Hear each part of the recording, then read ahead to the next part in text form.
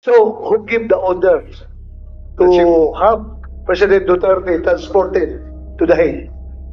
Sino nagbigay ng order?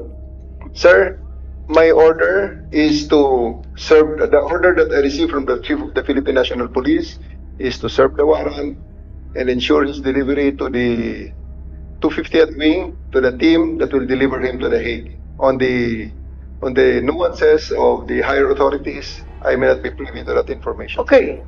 Hanggang doon lang sa 250. Sino nagpadala sa kanya sa aeroplano? Nagpasakay sa aeroplano? The order for me, sir, is to deliver him to the team that will deliver him to The Hague. And Sinong team na yun? na-establish naman natin, sir, that it is done by the Interpol. Sino nag-order doon? Si Ambassador na kanila? Siya, kanila o nag-order sa'yo? Na isakay sa aeroplano? Sir, I think we have already established. Yung order ko is for me to deliver him to the 250th Wing and deliver him to the team. Okay, nandun sa 250th Wing. Ngayon, pinilit mo siyang ilabas. Nakita ko pa yung matanda, humawak sa lamisa. Ayaw siya magpadala sa'yo. Ayaw niyang sumakay sa aeroplano. Sino nag-order sa'yo na isakay na sa aeroplano? Sino nag-order sa'yo? Thank you for the questions, sir. The answer to the questions to the SOJ, considering that I have a Wala si SOJ doon. Ikaw ang nagkarga sa kanya sa aeroplano. Kaya tinatanong kita, who gave you the order? Sir, I take my orders from the Chief of the Philippine National Police. So, Chief PNP, you give the order to have former President Duterte board the plane? I think that from the very beginning, the DOJ's advice was sought on every step of the way. Yes, sir. They agreed us to serve the warrant Yes, sir. of arrest. I am asking them because they are on the ground. Sila ang nag-implement doon. Kaya, Chief PNP, you give the order doon sa ADG? The order to the CID is really to assist the PCTC when it comes to arrest po. So, sino nagbigay ng order kay General Torre na ipasakay sa aeroplano? But according to General Marvel, ikaw daw nag-order sa kanila na ipasakay sa aeroplano sa And that is the limit also of my authority. That's my mandate. To My have mandate is to coordinate, Coordinate. disseminate. So, hindi ka nagbigay ng order kay General Marvel na isakay siya sa aeroplano? Hindi. For the record. For the record, I am not the authority to order the arrest, to order the Yes. boarding of the plane. Categorically, did you or did you not give the order to General Marvel? No. No. So, General Marvel, are you lying? I'm not lying, but I just want to have the executive privilege po regarding this matter. Dito na tayo eh. Executive privilege ka dyan. Bakit naging executive privilege? Kanina sinabi mo, PCTC ang nagbigay ng order. Ngayon, executive privilege ka. Sino-sino na tinurong mo? That's why we didn't want to attend the last hearing because this is what we were expecting now. We didn't want to be bullied. We don't. No, we're not bullying yourselves. We are I not think bullying that yourselves. We're not bullying you're trying to make people admit something that they will not admit. An executive privilege to provide excuse not to answer any question. We are asking kung sino nagpadala doon sa kanya. Sino na Yun ang tanong natin. trying to understand every step of As I said earlier, everything was cleared with the DOJ. We are not bullying you, sir. Ha? We want the truth.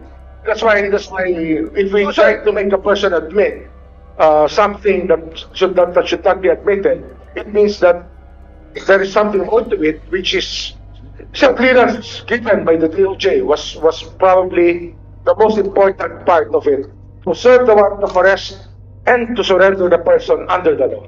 I'm sorry, Secretary Remulla. I recall that General Torre, nagbigay siya ng interview na sinabi niya, bigyan lang ako ng eroplano. Ako nang bahala dyan. Tama po ba? Yung nabasa ko, na sinabi niyo, ako nang bahala, basta bigyan ako ng eroplano. Nabasa po namin sa media, fake news po ba yun o hindi? Kasi kailangan niyo mo talaga siyang ilipad sa tingin. General Torre, Please panoorin ninyo nandyan. Arrest him, bring him to The Hague, yun lang. Pakita lang kung paano General Torre. Chief Marbil na how did he say that to you?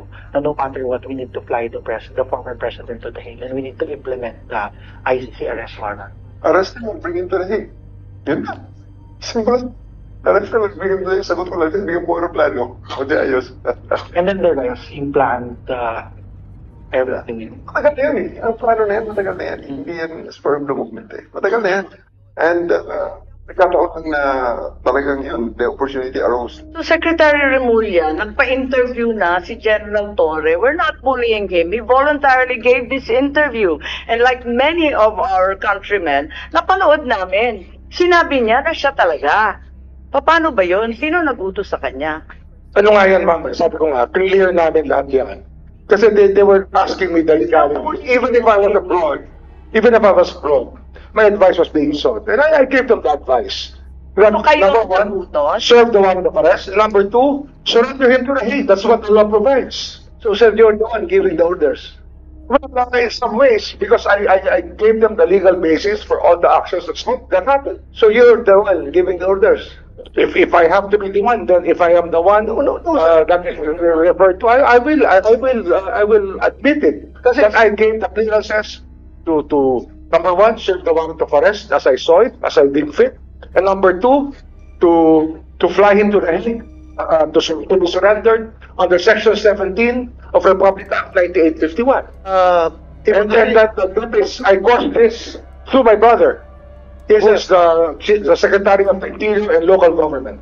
Sir, giving orders is different from giving clearance. Laruin natin ito. Well, ang tinatanong ko is, sinong nag-utos? Because PNP is a uniform organization. Hindi yan gagalaw kung wala mag-uutos. Ang tinatanong namin ng committee, sino nag-uutos? Ikaw sabi mo, you're the one giving the clearance. Ngayon, ina-admit mo na, parang sinasabi mo na kung gano'n lang, ako na nagbibigay ng orders. So, nalalabuhan ako doon. Kasi sabi ko, nagbibigay ka ng clearance kanila. Sir, kasi it's a crisis management time. Kailangan maklear lahat. Dapat malinaw mag-isip yung mga taong kasama sa usapan. Ahead of time. Nakakita na lahat yan. Tinatanong nila sa akin kung ano nga. Sinabi ko talaga dyan. Number one, you can serve the warrant. And number two, Hague. Surrender him to the Hague under the law. That is what the law provides. So, ang ibig sabihin, nalaman na ninyo na may warrant bago pa umabot yung March 11, 3 a.m. na sinasabi. Hindi po. Nalaman po. Una-una, sasabihin ko sa inyo, nalaman ko po na mayroong problema nung March 9, ako po yung nasa airport at sinasabi sa akin, mukhang may mga chismis na mayroong warrant. So, balik tayo sa... Pero chismis po yun, kung alam ko kung totoo yun, hindi na po ako lumipad. I would have stayed here.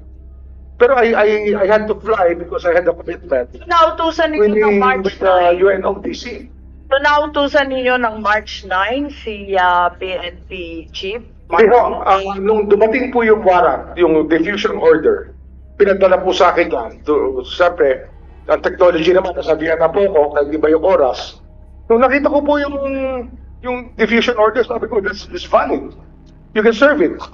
Tsaka may warrant na kasama kasi yun eh. May warrant po kasama na pinadala sa akin. Okay, so valid. Diffusion, hindi warrant. Bakit? Hindi, may kasama kong warrant yun. It had an accompanying warrant which was given to me. And that warrant, which was the one that was served to the former president. Balikan muna natin ang CIDG, ano? Kasi sinabi nga dito sa interview na pinanood natin na alam na ninyo na meron kayong papel sa pag-aaresto. Masasabi ba ninyo na well-planned itong arrest? Kasi it was planned weeks in advance. May nakita tayo dito na naabutan na ninyo, matagal ng plano yan.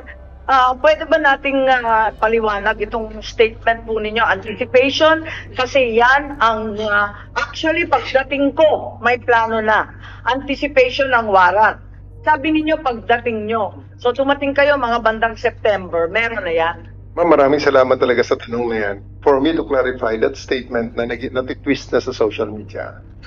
That interview is made from the context of the chief of the CIDG. Isang part lamang ng PNP, maliit lang akong parte ng PNP, na may sariling mandato. Kaya tumatakbo sa akin, ma'am, yung crisis. Palaging tumatakbo dyan bilang operations officer, bilang commander, yung 4 P's of contingency planning. Predict, prevent, prepare, perform. Palaging may plano. nagbabasa ako ng dyaryo, ito may possibility na lalabas ang mga to. So, naghahanda ako na pag inutusan ako ng Chief PNP, hindi ako magsimula sa zero.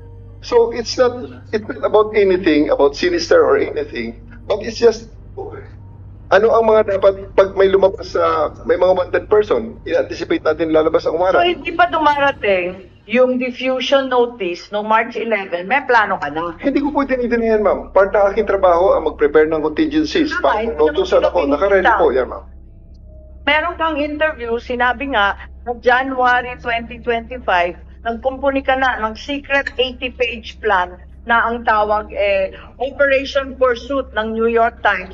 Ang pagkaintindi natin po Plan Tugis. Tama ba yun? Wala po ako sinabing ganyan, ma'am. Kung sino man ang source niyan, I'm not very sure about that. Lumabas sa lahat ng media, sa GMA, pati New York Times sinabi. Pwede po nating makita, ma'am, kung... Hindi ko alam. Yan lang ang nabasa ko, katulad ng marami. Operation Pursuit, tapos translate o Plan Tugis. Okay, may pangalan na ba ako na naging source, ma'am, kung pwede ko makita. Kasi until this point, gusto ko rin po, ma'am, maraming salamat sa pag-clarify nito.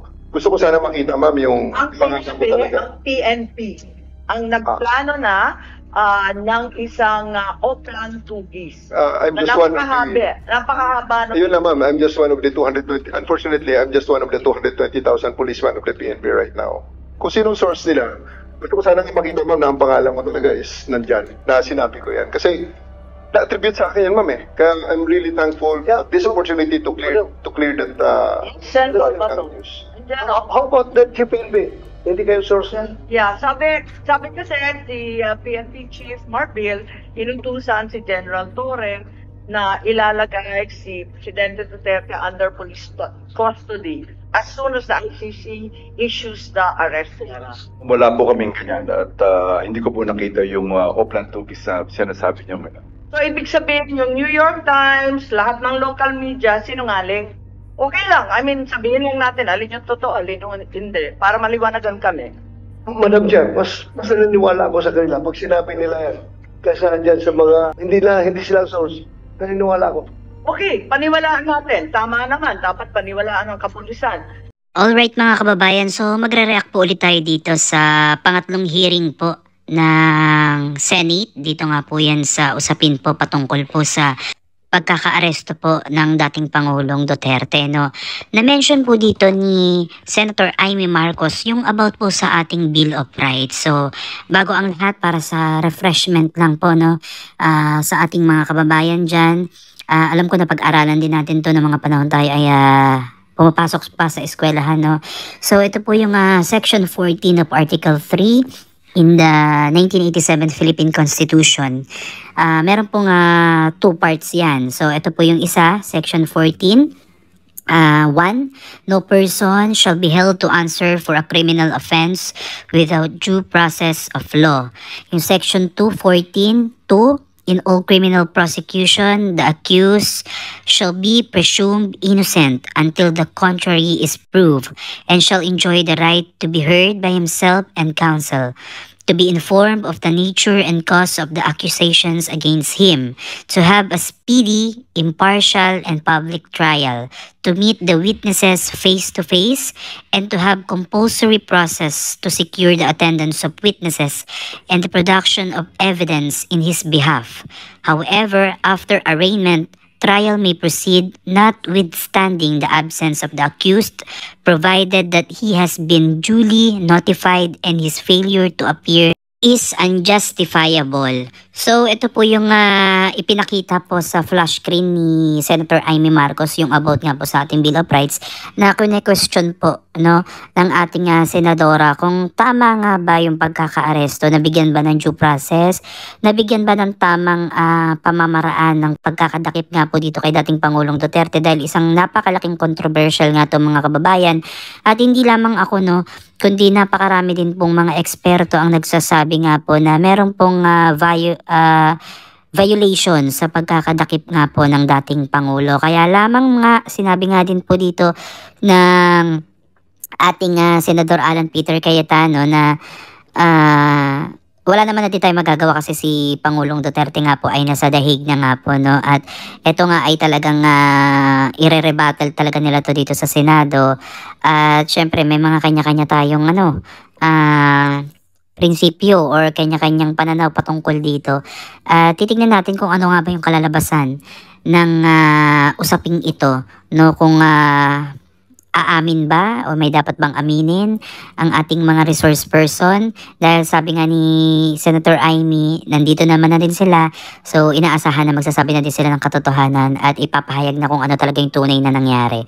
Okay, so by the way, ito palang pinapakita kong video mga kababayan, ito po yung 80th birthday po ni dating Pangulong Duterte na pinagtipunan po ng mga supporters niya dito po sa Minjola, at talagang inatinan po yan ng napakaraming mga kababayan natin para ipakita po yung suporta nila sa dating Pangulo. So ang sigaw din po nila dyan ay in connection din po na bring him home dito po sa ating bansa at dito po siya litisin. So sa mga susunod pang update, abangan nyo pa po mga kababayan, at ito lamang po yung short clip video na nakuha natin sa Senate of the Philippines. Ayan, credit to the owner ng video na to, at maraming salamat kasi tayo po ay nabigyan ng pagkakataon na mag-react po dito sa mga highlights natin na video about po dito sa nangyaring hearing ngayong araw na to, April 10, 2025. Maraming salamat, at comment down sa comment section ang inyong mga tanong.